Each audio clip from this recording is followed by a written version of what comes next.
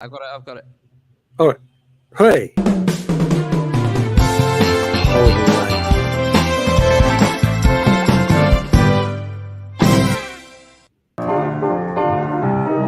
I think you ought to know.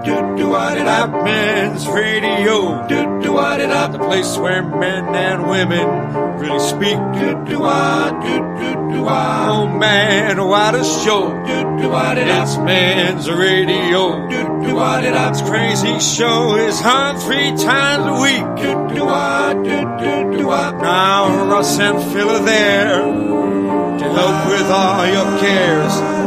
We laugh, we cry, we talk like grown-ups do. But if you're sad and low, it won't cost you no dough. And radio, that's the place for you. With Russ Kane and Phil Dave. I think So good they played it twice. See, when I do that, Phil Dave, I am subject to ridicule. Oh. No, but When I you don't do know why it, it does it, because I turn off the loop.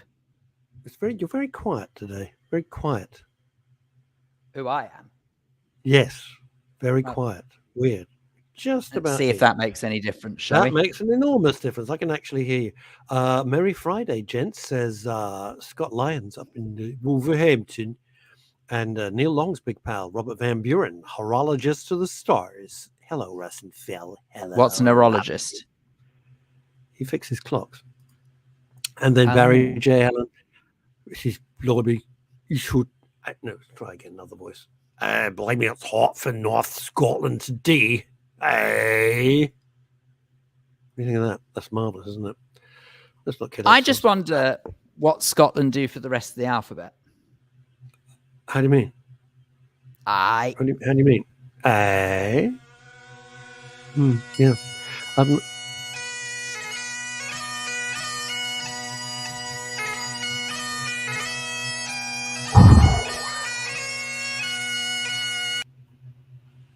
It's enough of that, to be honest with you. I'm not a big bag, but it wasn't. It was a cat next door just got run over. You used to what? What were you going to say? Sorry? Nothing. Julie Voice. I haven't had my balance check because she's from Houston, Texas. She's English, but just another opportunity. I haven't had my balance check appointment by telephone, which consisted of a 15-minute Q&A. The result is, well, here's a surprise. I need a face-to-face appointment.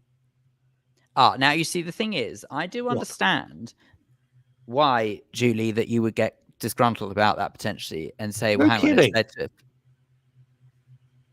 Come on. But because you have to think there are a heck of a lot of time wasters within the NHS, unfortunately.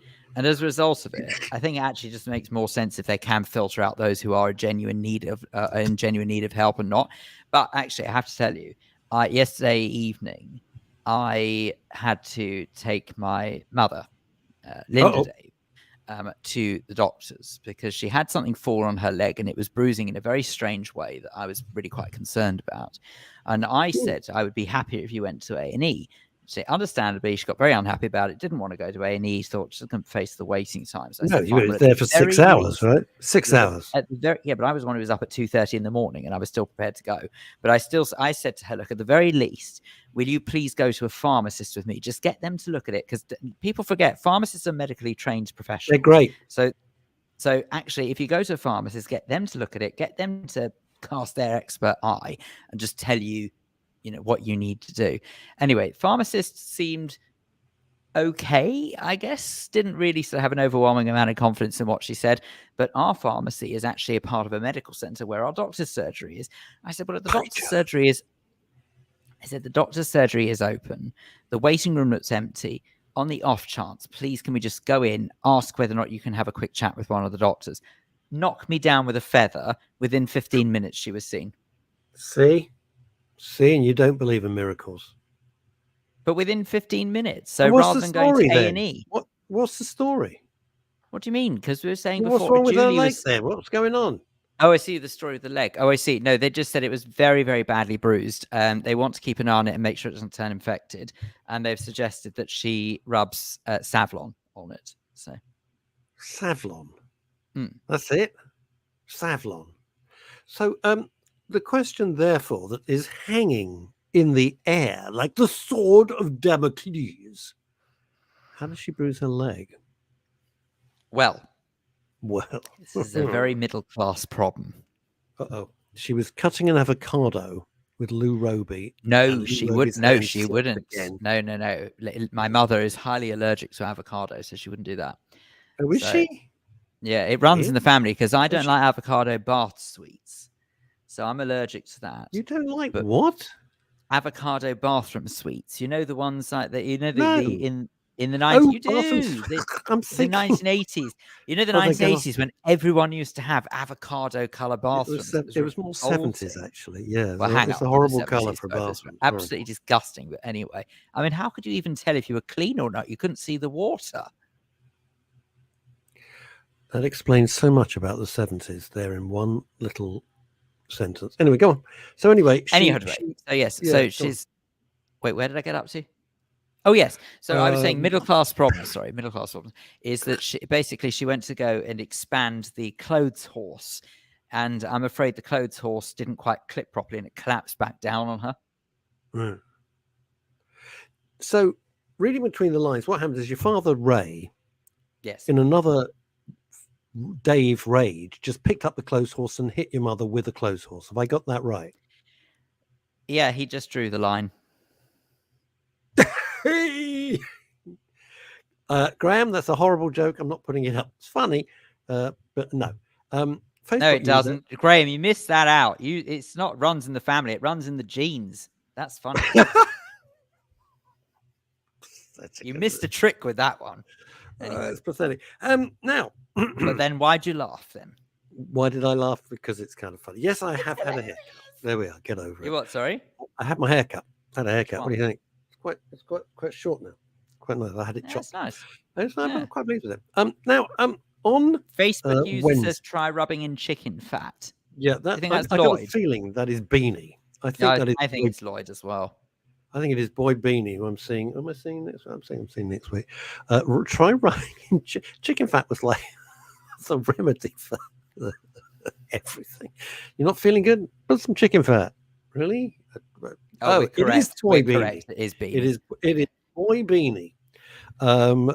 Who I have to say, the current Mrs. Beanie, I use the word current, advisedly, it very nice picture she put up on Facebook this morning. Most charming. I've heard of a current bunny, not a current beanie. What? I've heard of a current bunny, not a current beanie. I get it. Thank you. I get it. How is the comedy career going? It's going well. Okay, I might as well just get this out of the way. 3:00 show, November the 5th, German Street Theatre for Unwise, but not illegal, which is my new stand-up show. There's, I think, 3 seats left for the 3:00 show. I think 3 may have gone now. And you lie. I was told it was sold out. Well, what are you moaning about? You're coming to the 6:00 show. That's what I'm moaning with about. Your parents. With your parents. if she can hobble there, if she doesn't get attacked by another clothes horse, Red That's Rum, true, actually, yeah. Sheargar, Io Silver. And I think there's a few, but very few seats left for the 6:00 show. That's the German Street Theatre, Sunday, November the 5th. All right, end of plug. That'll do. Now, interesting thing. Like your views on this, please, Mr. Phil Dave. On Wednesday, your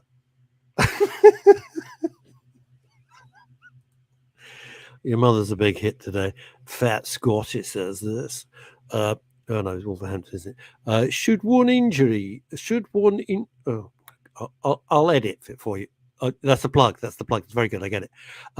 Should one injure one's leg, rubbing cod liver oil, it won't help the injury, but the smell would take your mind off it. It's lovely. That makes sense. It does make sense, yes. A little bit of chillant behind the ears. Yeah, you see, Julie Voice says, see, I knew all the cool kids would be there for the latest show. Well, Julie, we weren't going to put on a later show, but the first show sold out in 24 hours, and I was very, very flattered. I was really flattered. What does he have to say? Greetings, one and all. Marvelous. We like Dave Sleet. We like Dave Sleet a lot. Now, I'm going to sing your praises. Mine. Oh, sadly, yes. And you kept it very, very quiet. I said we were both invited to a wedding last Saturday. No, really? Yeah, I'm going to do it. I'm going to do it. And I said, look, do you want to go together and drive? Because it was in the middle of nowhere, frankly. Anywhere up the motorway is the middle of nowhere for me. If it's north of Hampstead, I got a problem. Anyway, so he said, no, I'm staying. No, I'd like to, but I did. And he gave me all this malarkey. So I said, all right, sod it, I'll drive myself. So I drove myself. And there was no seating plan. It was first time. So I said, look, I don't know anybody here. I don't know a soul. At least sit next to me. Oh, okay. Oh, right. And he looked a bit sort of like Phil Dave busy when he gets his busy face. He's busy. What's he doing? What we're going to do is have dinner. Suddenly he is up. And for the rest of the night, Phil Dave is up and down like a jack in the box. Whenever love knocks. And anyway, so unbeknown, Phil Dave was the master of ceremonies. The ladies and gentlemen, can I tell you where the toilets are, please? Please don't fall in the swimming pool. It's amazing how many times I had to tell them. But it's primarily because no one was flipping listening half the time. No, of course not. They were all drunk. And then you gave a very nice speech to the bride and groom. It was only the second time I met the groom, so I knew nothing about him at all, apart from he played tennis, and I knew the bride quite well. But the nice thing about it was, so Phil did great, and Phil being Phil, of course, didn't bother to mention I can't do anything, make any commitments. I'm basically hosting the whole event, which was huge. But the nice thing was that the bride, in February this year, wrote out her will because she wasn't going to live.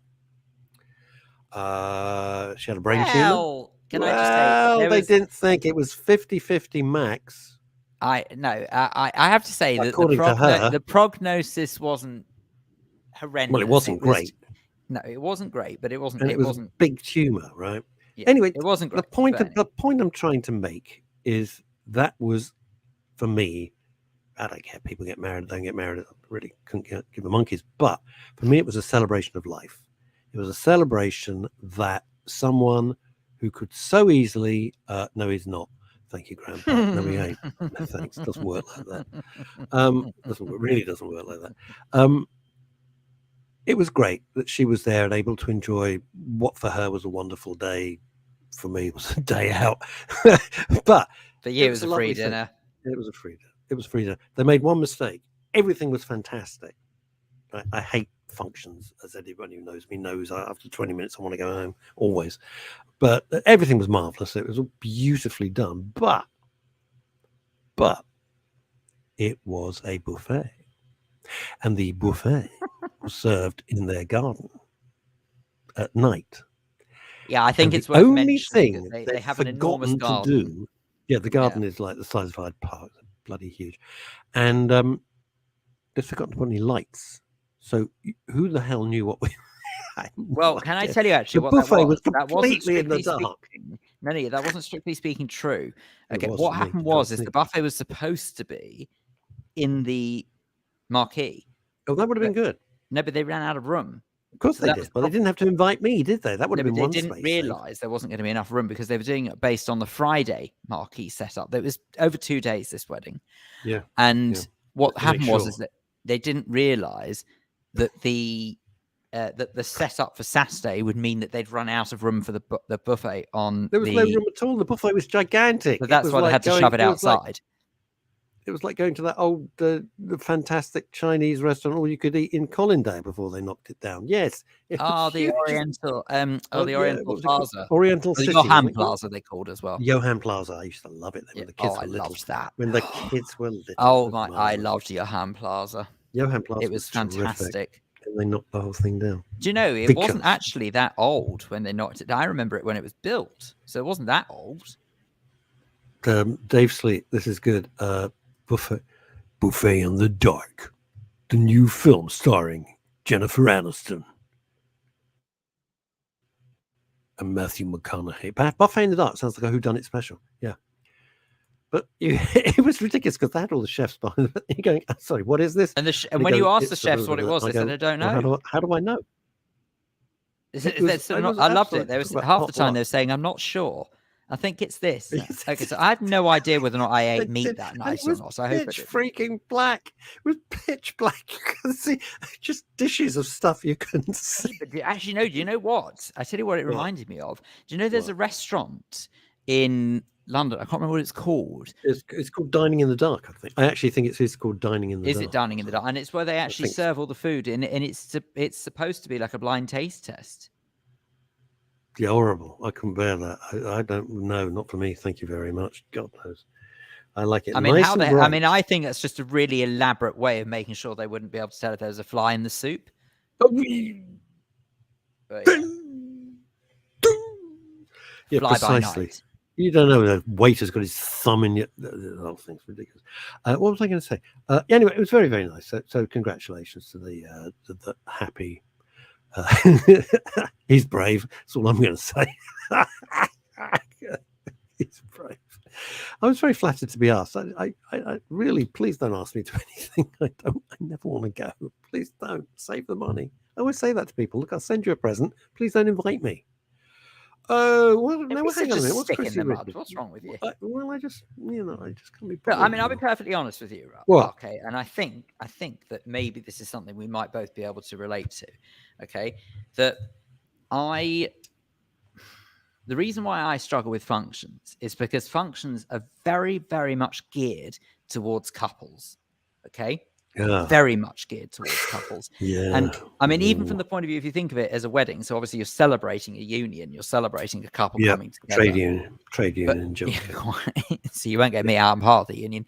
But if you say, but if you think of it like this as well, everything from say when the dancing happens, people are invited for the first. You dance with her mother. It's a slow dance, right? So if you don't have a partner to dance with, it can be quite awkward to sit on the sidelines. And one thing that I absolutely hate. My world. No, I've been past of that, but not. You know what I mean. I've been single, but anyway. But my point being is that if the one thing I hate about weddings more than anything is when people come up to you and say, "Oh, please God, by you," I'm just thinking. No, what do you mean? I'm happily the way single. to get back, no, Phil. The way to get back is when you're at a funeral. You just go up, and go. You're next. That's a Hillary O'Neill gag, by the way. I love that gag because people will go up to her because Hillary's never been married. That's my friend who's a brilliant entertainer, and they go, "Ooh, you're next, love." She always goes to funerals. Goes, "Ooh, you're next, love." It's their own back. Phil is a much nicer person than I am because the bride had a mother of 120 years old, and I looked at the dance floor, which you will never get me on, by the way. And Phil, no, you bloody left by the time the dancing started. I did actually. I go that is. He ate the food and he buggered off.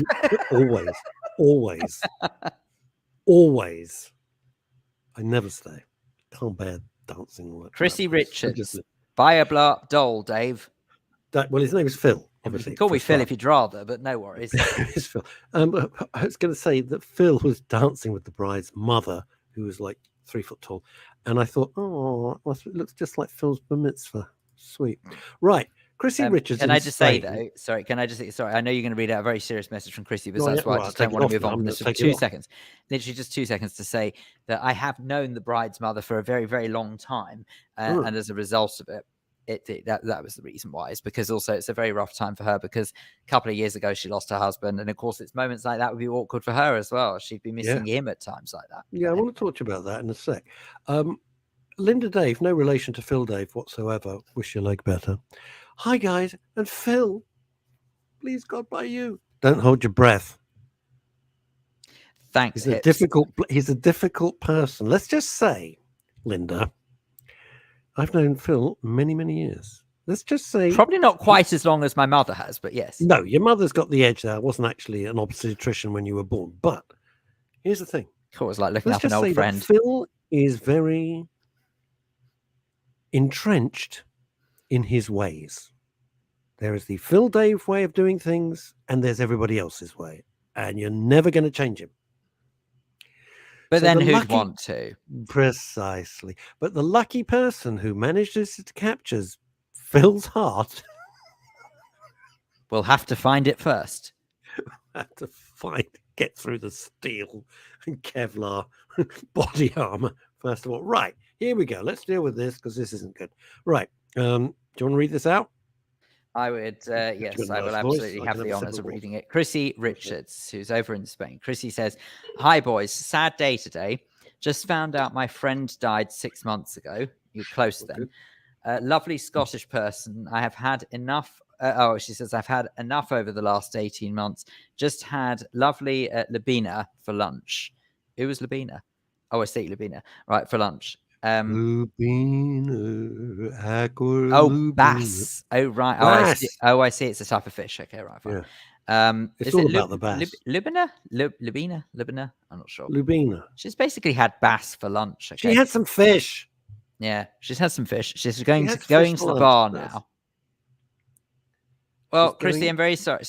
It's seriously, joking to one side. Very, very sorry to hear that you're having a rough time, because you know full well that is one of the reasons why we exist on this place is to vent. And as a result of it, I would never, ever say that you just remember that good times are always around the corner. Always. Graham Pack, some advice. That? Do you think I do. that? I do, because it's the only thing that keeps me sane. Okay. Well, you'd never know, but it does. No, you wouldn't. It's Graham Pack, some advice, please, boys. Oh, okay, we're here to help. We're here to help, Graham. Says, it's my wife's birthday tomorrow. Okay. Many happy returns, Mrs. Pack. Marvellous. Marvellous. And our 39th wedding anniversary next Saturday. Wowza. Congratulations. Should I give her the iron tomorrow and vacuum cleaner next week, or vice versa? Tricky question, Graham. I would say I think the 40th anniversary is now looking a little shaky. That's just a personal opinion. I think you've got it the right way around. I think give her the iron tomorrow. Don't spoil the woman. Don't spoil her. I wouldn't even go with a vacuum cleaner. I'm slightly confused. I thought iron was 6 years. He's got it wrong. No, he's got it wrong. Yeah, I'm sorry, Graham, you are wrong, because iron is 6 years anniversary. So for 39th, you're way too late to give iron. Yeah. You see, what I would do is this, Graham, and I am a relationship expert, as anyone who knows me knows. I am brilliant with my relationships. And it's what I would do is this. Give her the iron tomorrow. Don't give her the vacuum cleaner, because you're spoiling that woman. You're spoiling that woman. Dustpan and brush for the anniversary. Dustpan and brush. Okay. Save the vacuum cleaner for next year.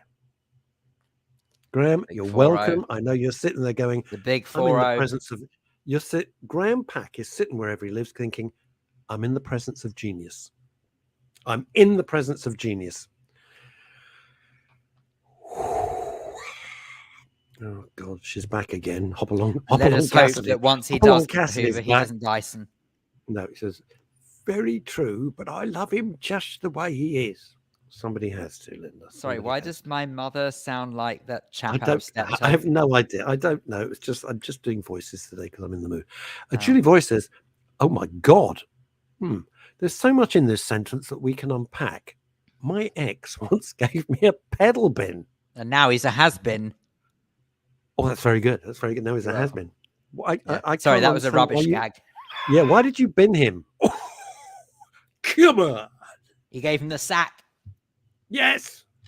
Has she recycled him and got somebody? I'll put a lid on the rubbish joke. Sorry. Yeah, I did that.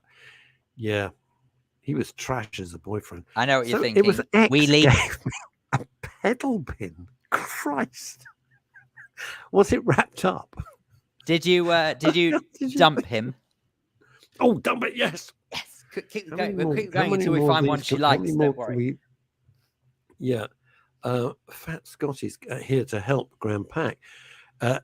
Graham, how about exchanging the mooring chain for a bungee rope from the kitchen? At least you can get back to cooking your...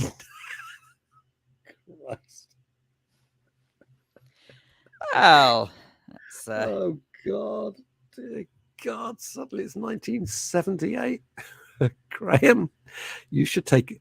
Oh, Azadon Brown. a holiday and leave a This list is of why chores for your Azadon missus. Brown is one of the top people in the psychotherapeutic community in the United States. Watching this from the northeastern United States, Azadon Brown says this: Graham, you should take a vacation and leave a list of chores for your wife. Asa, you're a genius. Oh This my! is brilliant. Rosemary advice. Jessup, I think, has topped it all. This has got to be incredible. Rosemary Jessup says my ex-hubby gave me a car radio for my Christmas present, and it was for his car. Yeah, don't know why that relationship didn't last. No, me neither. By the way, yeah, your lovely cousin Francine Warner, did she tell you that we bumped into each other the other day in Bushy High Street? She's not speaking to me. Oh, I bumped into your lovely cousin the other day.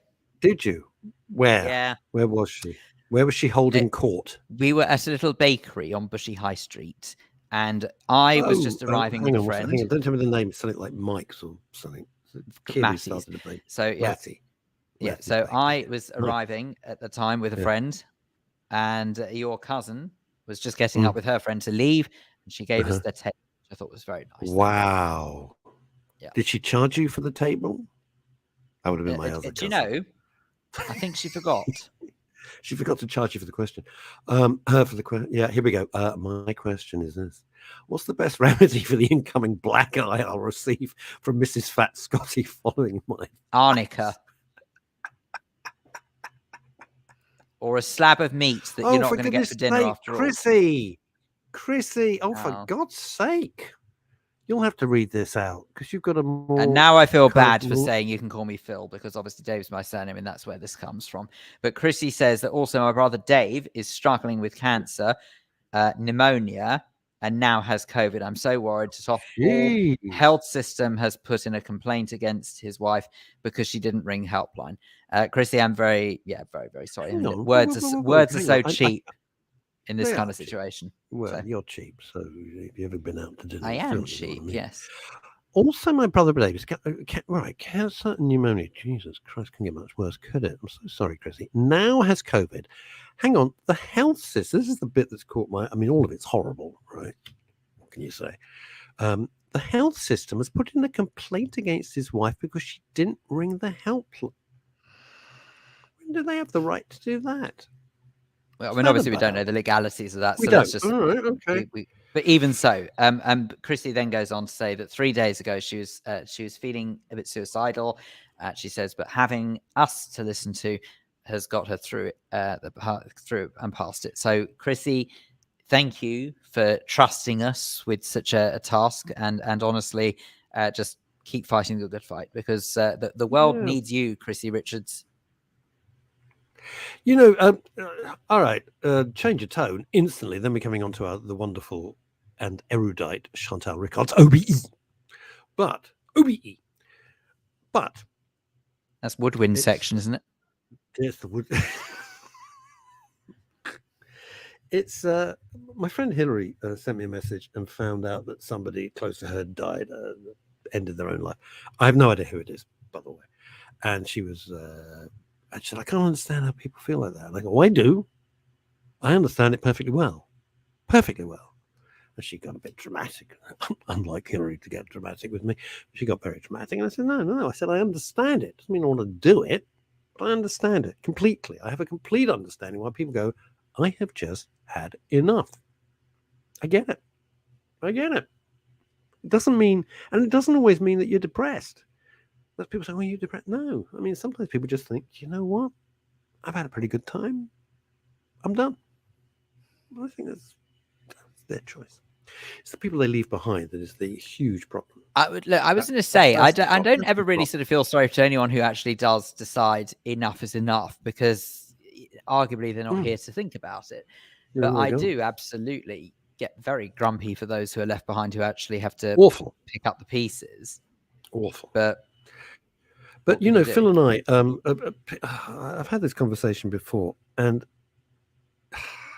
when we're doing it like this, it's one thing. When the guests used to be in our studio, which we had in Covent Garden pre-COVID, and the guests were there, and they are a brother or a husband or a wife or whatever it might be of someone who's taken their own life. The impact on them, it's horrific. Yeah, I mean, look, well, just for example, horrific. really quickly, Awful. okay, you'll know this from when we were at this wedding on Saturday. Yes. Oh, yeah. Oh, God, that shocked me. Yeah, and I did Tell know the this story. I'm sorry you didn't. I had heard this. But this, basically, one of the guests that we had on MRS way back when, who was talking about suicide, he unfortunately a couple of years ago did succeed in his efforts to take his own life. He did. Yeah. And his son and his son's best friend, who happens to be, keep up with this, the daughter of someone who was also at the wedding, were the ones who found him. Yeah. And you can imagine the trauma that they went through by, well, I'm not going to go into graphic details, but they found him. That's all you need to know. And it was, you know, the trauma of that must have been absolutely horrendous for them. And they've had endless therapy for that. So that's what I get grumpy about. It's the effect on people left behind. I'm not saying that people who do that aren't in a desperate situation and they probably need a huge amount of help. But I just urge anyone who thinks it just to remember that however difficult it is, help is available for you as the person who is going through those thoughts.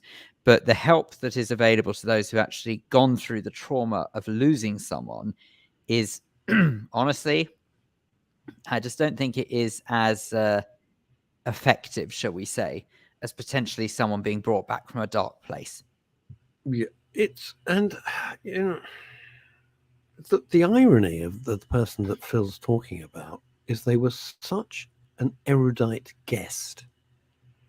And this chap was incredible. I remember him so vividly. He was amazing. Brain box, a mighty brain box, articulate, erudite, a great proponent against ending your own life. He spoke about it so passionately. And then he went and did it. And I'm like, whoa.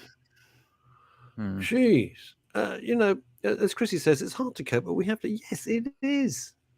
It is hard to cope. I totally think it is very hard to cope. So when Phil and I are arsing around sometimes on a Friday, which is a very different atmosphere to the shows on a Monday and a Wednesday, when we do that every week, sometimes, not always, every week, then we do it. And the other thing is this: you don't need.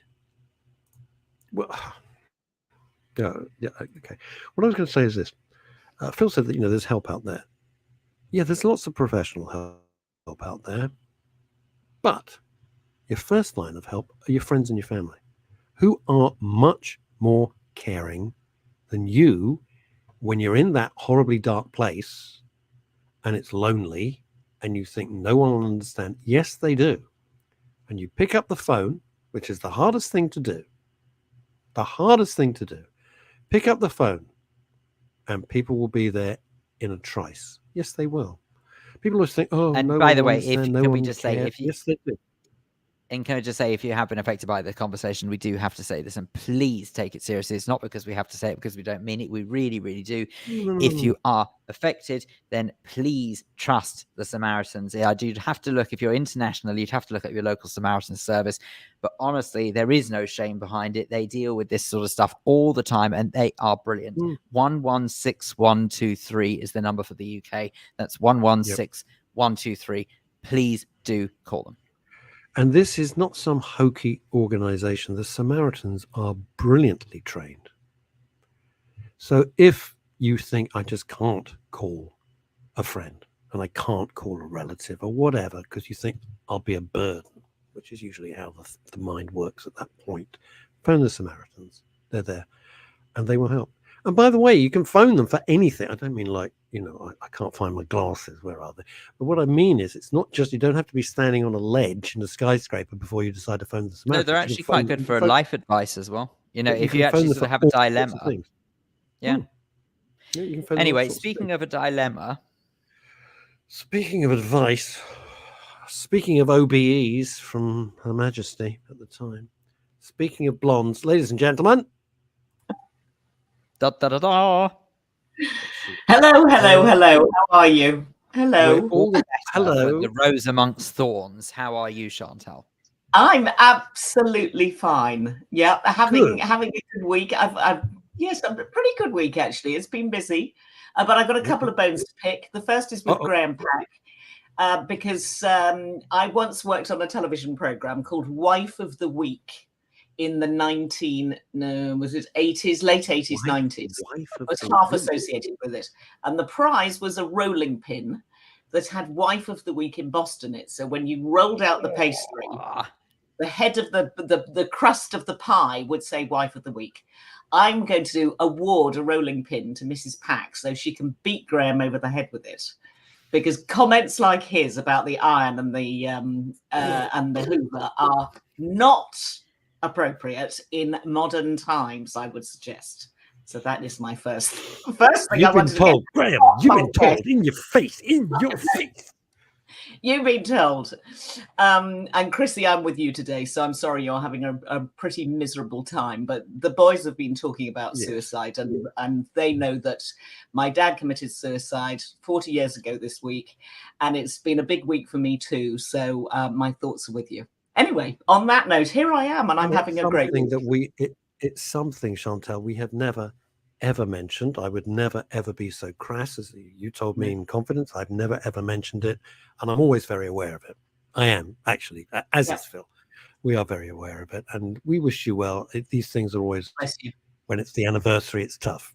I know. It's tough.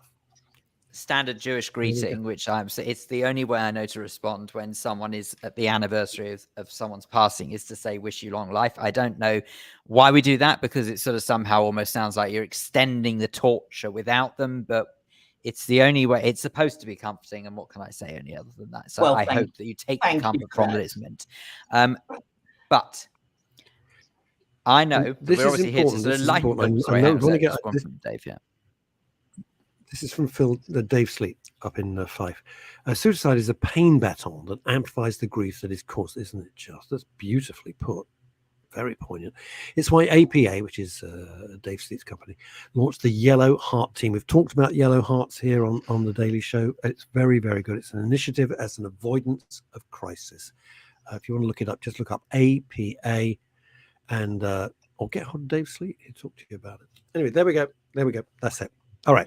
Let's lighten on to nicer things. On to nicer, lovelier things. I have been bursting to tell you, right? Wait, I'm so sorry, because I know full well that you've got a list of stuff that you've prepared, but I must shoehorn this in before we forget. On Amazon Prime, you two know, because I've spoken about it before, he's done a couple of things with Netflix, but Harlan Coben, who happens to be one of the most incredible writers, I think, in our day and age. To me, I sort of like put him up there with like the 21st century version of Charles Dickens and stuff like that. He's just prolific and brilliant. There's just no other way to describe him, which is quite unusual for someone who speaks American English. Did I just say that? I'm so sorry. However, he's...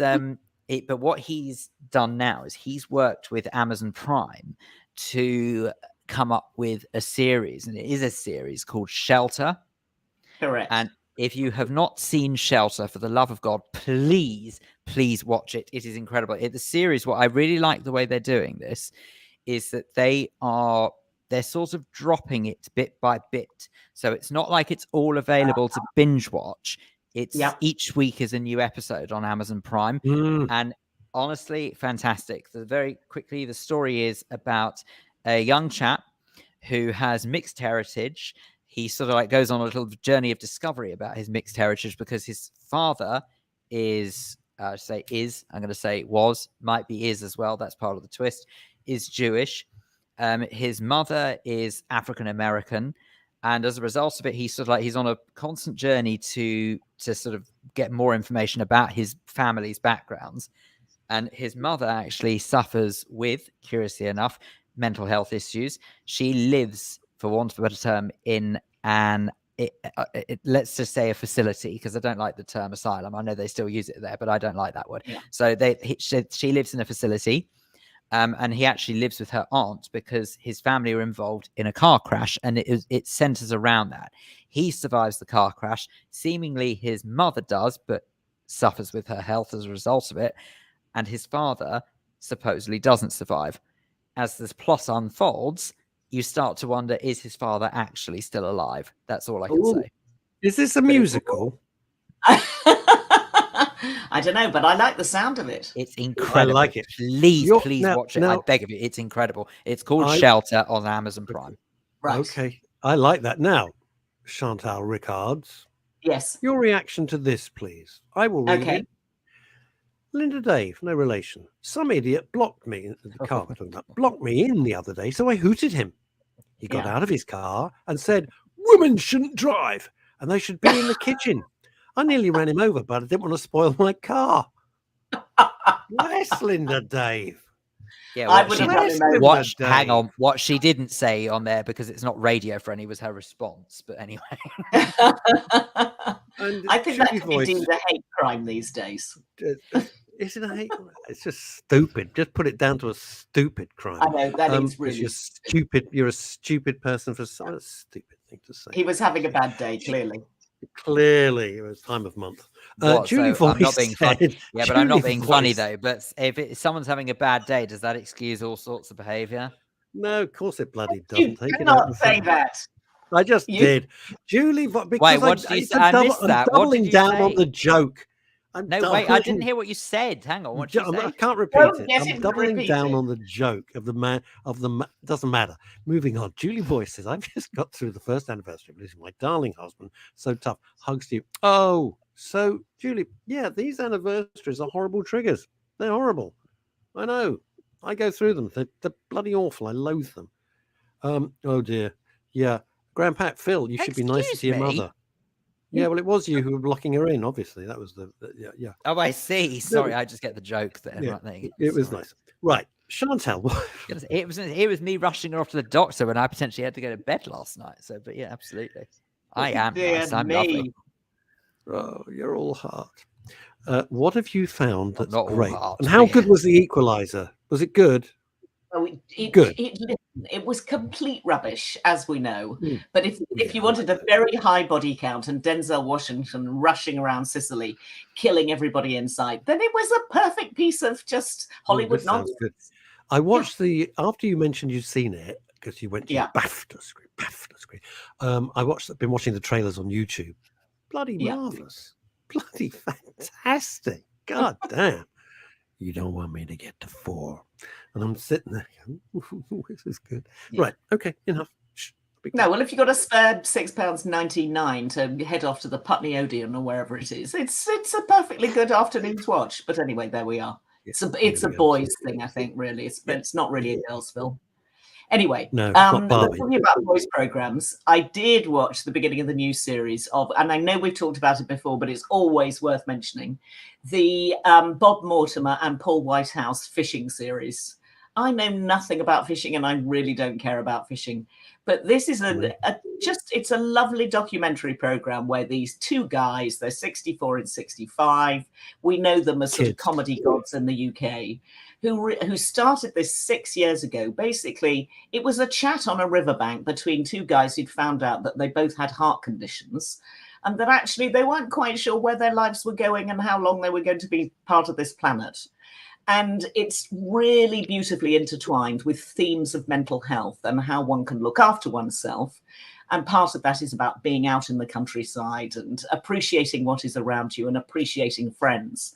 And it basically is a summation of everything you've been saying this morning, which is reach out to friends, talk about stuff, share stuff. There's a lovely bloke they get on the program this week who is called David Lyons, I think, who is an ex-alcoholic who had taken heavy medication to get him through depression and alcoholism, and found fishing.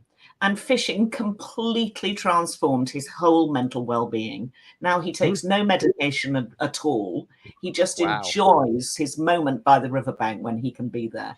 And it was so illuminating. And I just thought, what a beautiful way to weave those stories into this sort of, it's a comedy routine between these two guys. So there's lovely comedy in it, but it's so gentle that it's a lovely thing to make you feel better. And it's on the BBC. It's series 6. If you haven't seen the previous 5 series, catch up, because it's definitely worth watching. Have you seen any of them or not? No, I've never seen it. You should. No, I think I'd like it. I like those kind of breathing fresh air. Yeah, I like that. Yeah. Yeah. London's very oppressive at the moment. London's really oppressive. Well, especially in this So heat. it's My nice to God, get the nice heat has been a bit crazy. to kind of get away virtually. Oh. Well, don't worry, we'll soon have gracing and horrible, and it'll be moaning about the heat. It's fine. It's fine. And you know, literally, We'll all be in the- anoraks soon and umbrellas. No, but I couldn't believe what I was hearing. The weather forecast last night on, I think it was ITV News. Genuinely, the weather forecaster sounded like she was complaining it was too hot. So for crying out loud, we've waited all summer for this. Can you please not complain when For a summer few actually days. finally For a few arrives in the days. middle of autumn? I know, I agree. The beginning of autumn rather, but still. I think I one of the things totally agree. is about mental health that I do feel strongly about, and I'm linking it into television because it's Chantal's section. The way See they what you did describe there. the weather now, you'd think we've never seen the sun. You think we've never seen the sun before, and no one's ever had sort of 80 degrees. It's not, the tarmac's not. No, and also it's Well, highly, highly emotive, because if you think of the way now they use graphics in weather as well, in years gone by, think of it, we'd have a green map and they'd sort of get various temperatures all over it, and they'd sort of put those temperatures up and say what they were in that part of the land. Combusting Now, as they stand at a bus stop. It's just that. Is he still going? He's gone. There you go. Anyway, he's gone. going, gone. He was Anyway. definitely buffering, Phil. He was buffering quite badly, as opposed to looking quite buffering. But what I was going to say was, do you remember when they used to have on the weather maps, they were all green, and of course they'd never changed from that. They just show the different temperatures. Now what they do is that they do sort of different degrees of like heat, if you see what I mean. So if it's a really hot temperature, in inverted commas, they'll put a red background on to sort of imply that the world is on fire. And it's really emotive. It's not a good thing, because it makes people think that we've never seen these temperatures before, and it's outrageous. It's nonsense. No, it's nonsense. It's all part of fear. Well, it is and it isn't. It's all part of some producer who wants to make the weather exciting, to be honest. I don't think they sit round in the weather room at the BBC or at ITV or BBC going, how can we frighten the audience today? I just think they think, how can we make it really exciting? How can we build in jeopardy to something that is 3 minutes a day? And they're just building that part. Just weather. Why can't they just leave it that it's... I get this, because you and I have talked about, when I've mentioned shows to you and you go like formats, you go, where's the jeopardy? I know that's your phrase and I get it.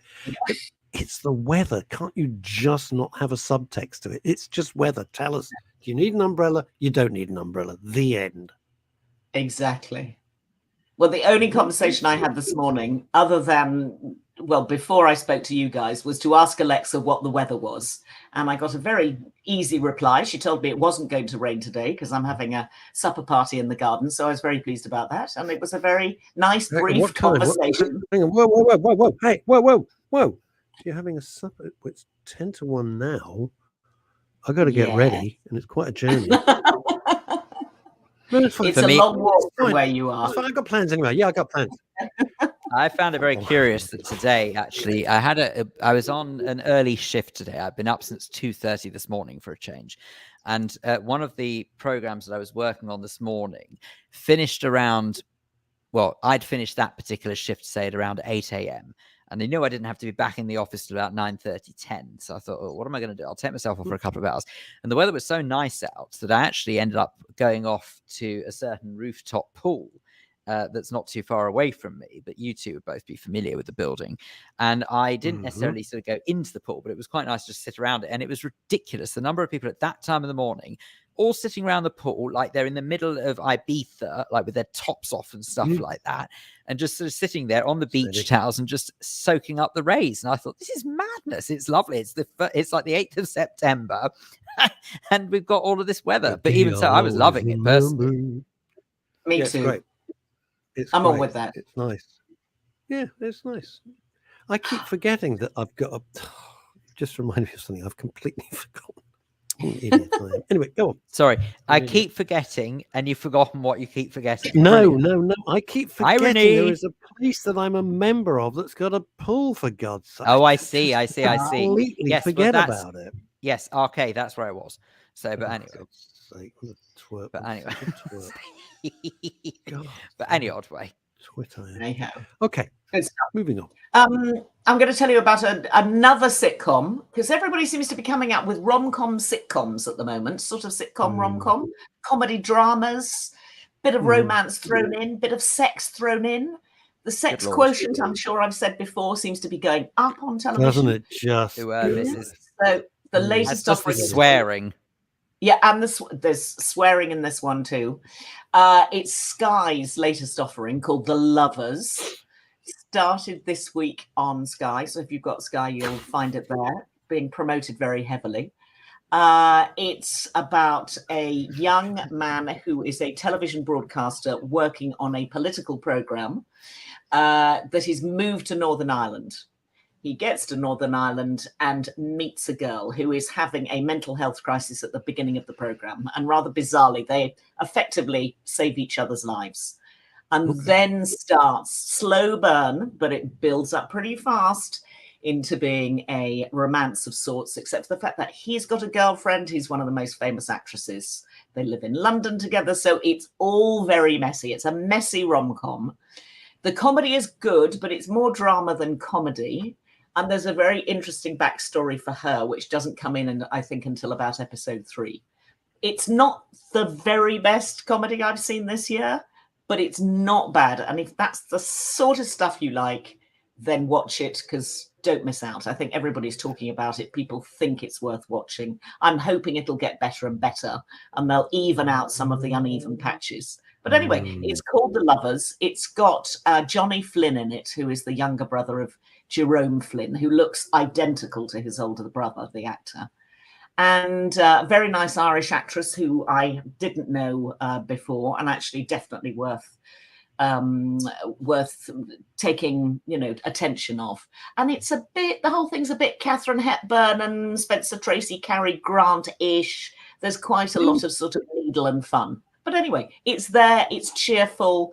It's not without the complications of their lives that come into play, but anyway, I think it's worth watching. I'm enjoying it so far. I haven't given up on it. Let's put it that way. I'm just looking. I'm comparing photos of Jerome Flynn to Johnny Flynn, and it's weird. He's sort of like he's Jerome Flynn from a couple of years ago. Yeah, exactly. Exactly. Wow, that's odd. Okay. Jerome Flynn is a terrific actor. I always thought, because I only knew them, they first came across my purview when it was Robson and Jerome killing some standard song. And I never realized that Robson Green is really a good actor. He's a really good actor. He is excellent. I was watching him in Touching Evil and Wire in the Blood and all that sort of stuff. Yeah. He's very good. And Jerome Flynn because he can go from being nice, but when he plays an evil character, wow, in like Ripper and stuff like that, he was, and Whitechapel, he just terrific. Really nasty. Excellent actor. Very impressive. No, he's good. He was in years and years ago, was in Soldier, I think. Yeah, he was in Soldier, but also Robson Green, to me, I thought was brilliant in Grantchester. Yeah, he was good in Grantchester. Yeah, he was good in that.